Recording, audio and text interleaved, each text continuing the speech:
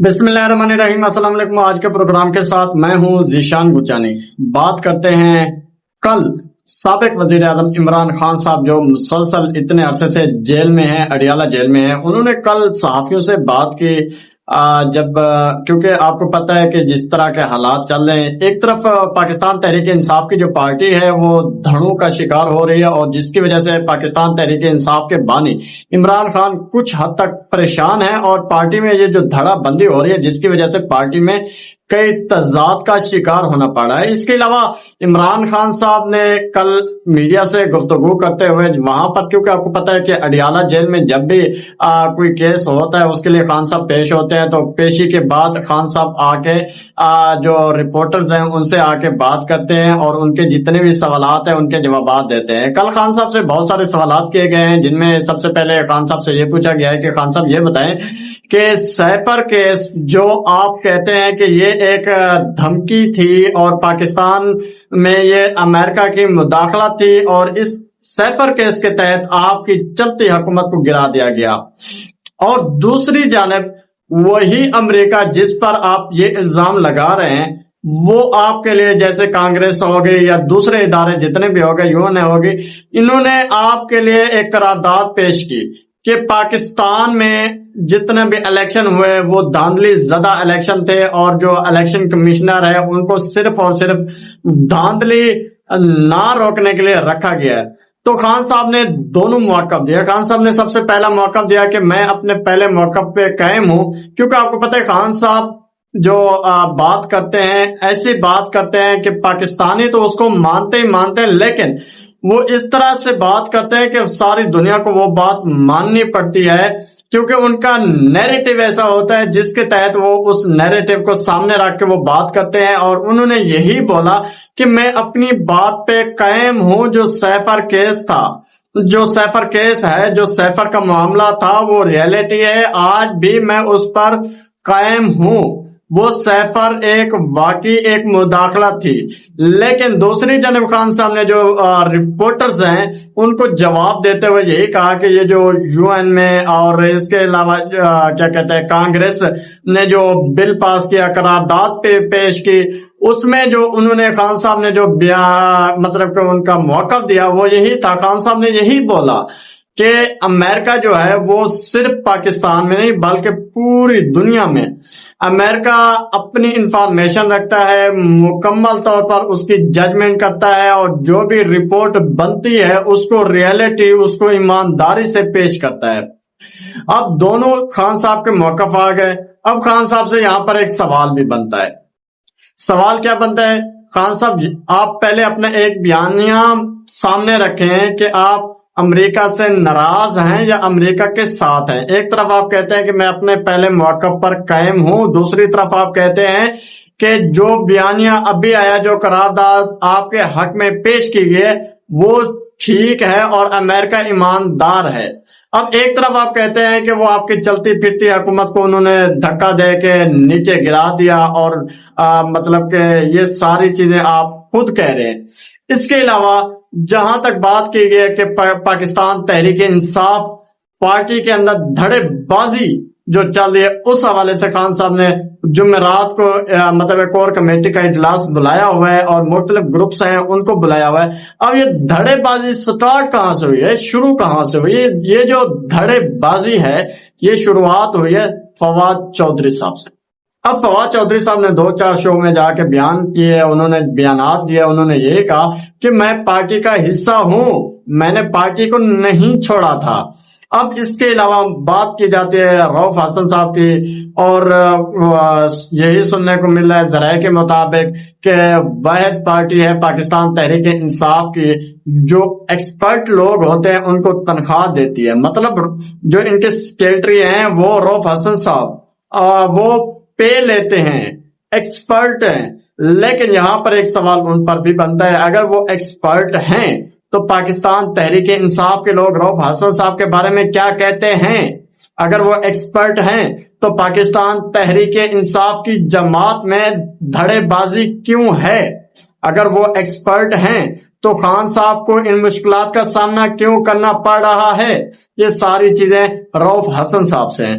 اور اس کے علاوہ بات کی جائے زلفی بخاری صاحب اور اے آر وائی کی بات کی جائے تو زلفی بخاری صاحب ایک چیز پہ ناراض ہیں کہ اے آر وائی جو پاکستان تحریک انصاف کا مین ایک پلیٹ فارم تھا، دوسرے الفاظ میں اگر کہا جائے تو اے آر وائی نیوز وہ چینل تھا جو پاکستان تحریک انصاف کا ایک ترجمان چینل تھا۔ آج اس ترجمان چینل کے آج اس ترجمان چینل سے پی ٹی آئی اور زلفی بخاری صاحب یہ سارے ناراض ہیں، پتہ نہیں ان کی وجوہات کیا ہے۔ اور دوسری طرف ہم نے یہ بھی سنا، تقریباً ہمیں فگر یاد نہیں ہے، لیکن یہی کہا گیا تھا کہ 20 ارب روپے کے لگ بھگ عمران خان نے اپنے دور اقتدار میں اے آر وائی نیوز کے جتنے بھی ٹیکسز تھے، جو بھی چیزیں تھی، ان کو معاف کر دیا تھا۔ اب یہ ساری چیزیں ہیں۔ اب آپ کو پتہ ہے کہ میڈیا جو ہے وہ کمرشل حساب سے چلتا ہے، جب تک میڈیا کو بزنس نہ ملے تو میڈیا چل ہی نہیں سکتا۔ اب عمران خان صاحب یا پی ٹی آئی یا جو بھی چیزیں ہیں وہ یہی کہتے ہیں کہ اے آر وائی کو ہم نے مشکل میں ساتھ دیا تھا، لیکن اب اے آر وائی نیوز ہمارا ساتھ کیوں نہیں دے رہا تھا، کیوں نہیں دے رہا؟ یہ ساری چیزیں ہیں۔ اس کے علاوہ عمران خان صاحب نے محسن نقوی صاحب کو آڑے ہاتھوں لے لیا۔ عمران خان صاحب، کیونکہ آپ کو پتا ہے کہ محسن نقوی صاحب کی اسٹیبلشمنٹ کے ساتھ بڑی اچھی سلام دعا ہے اور یہ ساری چیزیں ہیں۔ خان صاحب نے کہا ہے کہ محسن نقوی صاحب سفارش کی بیس پر آئے ہوئے ہیں اور انہیں کچھ بھی علم نہیں ہے، اور یہ کیسی کارکردگی پیش کر رہے ہیں۔ جو میچز ہیں وہ میچز پاکستان ہار رہا ہے، اور پاکستان کہ جو پاکستان کی گورنمنٹ ہے وہ بھی پاکستان کو بدنام کرا رہی ہے۔ یہ ساری چیزیں ہیں۔ خان صاحب کہتے ہیں کہ ہم فارم 45 والے ہیں اور فارم 47 والے حکومت پہ بیٹھے ہوئے ہیں۔ اور اس کے علاوہ اگر بات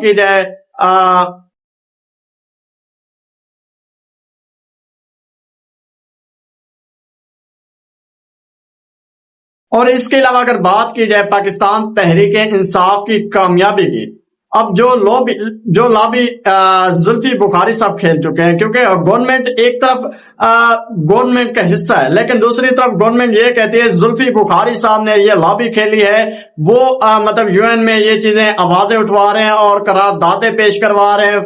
لیکن اب گورنمنٹ سے بھی یہ ایک سوال ہے کہ آپ ہمیں یہ بتائیں کہ آپ کی حکومت ہے اور وہ اپوزیشن میں رہ کے، وہ اپنے آپ کو رپوش کر کے، اس کے علاوہ وہ اپنے آپ کو لندن میں غائب کر کے، وہ اپنے آپ کو لندن میں چھپا کے جو بھی چیزیں ہیں، وہ پھر بھی ایک نیریٹو لے کے آ رہے ہیں، وہ عالمی میڈیا تک، اب عالمی سطح تک وہ اپنی آواز اٹھا رہے ہیں۔ اب بات کی جائے خان صاحب کی، تو خان صاحب نے اس گورنمنٹ کو سب سے پہلے سوشل میڈیا کے تھرو اچھا خاصا بدنام کر کے رکھا ہے۔ خان صاحب نے سوشل میڈیا کے تھرو ان کی اچھی کلاس لے کے رکھی ہے، اور اب سوشل میڈیا کے بعد نیکسٹ جو لابی ہے وہ زلفی بخاری پر الزام ہے کہ وہ یہ لابی کھیل رہے ہیں۔ اب اگر زلفی بخاری صاحب اپوزیشن میں بیٹھ کر یہ لابی کھیل سکتے ہیں تو وزیر اعظم میاں محمد شہباز شریف صاحب، آپ کو چاہیے آپ جائیں ان کے ہاتھ جوڑیں، آپ کہیں، آپ پاکستان کا جو مقدمہ ہے اس کو عالمی سطح پر لے کے آئیں۔ پاکستان تحریک انصاف کی یہ واقعی کامیابی ہے جو پاکستان تحریک انصاف عالمی سطح پر جا رہی ہے، وہ اپنی آواز کو عالمی سطح تک بلند کرتی جا رہی ہے، کیونکہ جو عالمی سطح کا جو پریشر ہے یہ حکومت پر واقعی پریشر ہے۔ اگر حکومت کہتی ہے کہ ہم پر کوئی پریشر نہیں ہے، لیکن یہ ایک قسم کا پریشر ہے اور آنے والے دنوں میں یہ پریشر مزید بڑھتا جائے گا۔ یہ ساری چیزیں ہیں۔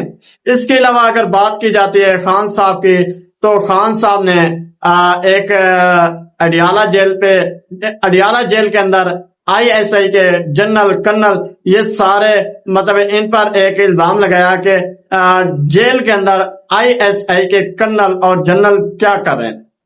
اب بات یہ ہے کہ جتنی بھی جیلز ہوتی ہیں ان میں سب سے پہلے اگر اڈیالہ جیل کی ہم بات کرتے ہیں تو اڈیالہ جیل میں ایسے دہشت گرد قید ہیں جن کے لیے یہ سیکیورٹی، یہ جو سیکرٹ ایجنسیز ہوتی ہیں وہ آلریڈی تعینات ہوتی ہیں۔ اب یہاں پر ایک سوال خان صاحب سے ہے، خان صاحب جب آپ کی حکومت تھی، جب میاں محمد نواز شریف صاحب قید میں تھے، جب مریم نواز صاحبہ قید میں تھی، جب رانا ثناءاللہ صاحب قید میں تھے، جب شہباز شریف صاحب قید میں تھے، تو اس وقت یہ چیزیں نہیں تھی۔ آئی ایس آئی کرنل ہو یا سیکرٹ ایجنسیز جو ہوتی ہیں یہ ہر جیل میں ہوتی ہیں۔ اب یہاں پر جو سوال ہوتا ہے کہ اڈیالہ جیل میں کیوں ہے، اب یہاں پر جو سوال ہے وہ یہ ہے کہ آپ کی حکومت کے پی کے اندر آپ کی حکومت ہے، اگر آپ کی حکومت میں کے پی کی جتنی بھی جیلیں ہیں ان کے اندر یہ اگر آپ کو اعتراض ہے تو آپ کے پاس دو آپشن ہیں، یا تو آپ یہ وعدہ کریں کہ جب میری حکومت آئے گی تو یہ جو آئی ایس آئی کرنل ہیں یا جو بھی مطلب سیکرٹ ایجنسیز ہیں ان کو جیلز کے اندر نہیں رکھا جائے گا، ایک تو یہ ہو سکتا ہے۔ اگر یہ آپ نہیں کر سکتے تو آپ کی کے پی کے اندر آپ کی حکومت ہے، گورنمنٹ ہے آپ کی، تو آپ یہ بتائیں کہ کے پی کے اندر ساری جیلز کے اندر کیا یہ سیکرٹ ایجنسیز نہیں ہیں؟ یہ ہر جیل، کیونکہ جیل ایسی جگہ ہے جہاں پر سیکورٹی ہائی الرٹ رکھنا یہ لازم ہوتا ہے۔ تو یہ ساری چیزیں ہیں خان صاحب، آپ یہ ساری چیزیں آپ کو جو چیزیں ابھی بری لگ رہی ہیں آپ وعدہ کر لیں، جب آپ کی حکومت ہے تو آپ یہ ساری چیزیں ختم کر دیں۔ تو اسی کے ساتھ مجھے اجازت دیجیے گا، تب تک کے لیے اللہ حافظ، ہمارا بھی خیال رکھیے گا اور اپنے چینل کا بھی ساتھ خیال رکھیے گا۔ اللہ حافظ۔